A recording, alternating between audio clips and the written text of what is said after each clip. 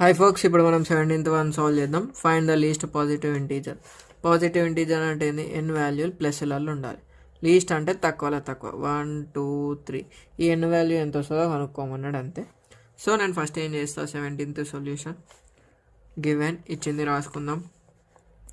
1 + i/1 - i whole power n = 1. Consider ఇచ్చిన దాంట్లో బ్రాకెట్లో ఫైండ్ చేద్దాం. 1 + i/1 - i. దీన్ని ఏం చేద్దాం? రేషనలైజ్ చేద్దాం. Symbol March multiply and divide చేయాలి. సో డినామినేటర్లో a² - b² అవుతుంది. న్యూమరేటర్లో ఏంది? 1 + i హోల్ స్క్వేర్ అయింది. సో ఇక్కడ మనకి కావాల్సిన ఫార్ములాలు ఏంటంటే numerator a + b into a + b, that is a + b whole square అయింది. డినామినేటర్ వచ్చేసి a - b into a + b, that is a² - b² అయ్యింది. ఇంకోటి ఏం తెలియాలి మనకు? i² అనేది -1. ఆ వాల్యూ రాద్దాం.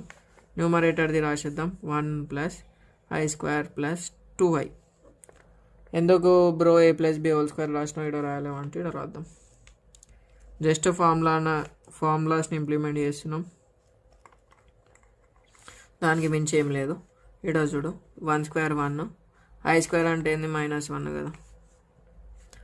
1 - 1 + 2i/1 + 1. So 1 - 1 0, 2i/2, 2 1 2 1 = 2i. ఈ వాల్యూ ఏంది? మనకు మొత్తం 1 + i/1 - i = ఏమొచ్చింది? i వచ్చింది. సో ఇప్పుడు మనం ఏం చేయాలంటే ఇచ్చిన దాంట్లో సబ్స్టిట్యూట్ చేసుకోవాలి. 1 + i/1 - i whole power n కదా. నా 1 రాసి ఈ వాల్యూ ఎంత వచ్చింది? మనకు i కదా. So i/n = 1. మనకేం తెలుసు? We know that. ఏం తెలుసు బ్రో అంటే i² = -1. ఇక్కడ 1 రావాలంటే దీనికి ఏం చేయాలి? మనం SOBS చేసుకుంటే అయిపోతుంది కదా.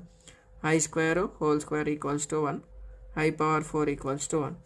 ఇది ఈక్వేషన్ 2 అనుకుందాం, ఇది ఈక్వేషన్ 1 అనుకుందాం. బై కంపేరింగ్ 1 and 2 అయింది. i/4 = i/n, therefore n = 4. లాస్ట్కి ఏం రాస్తాం? For least positive integer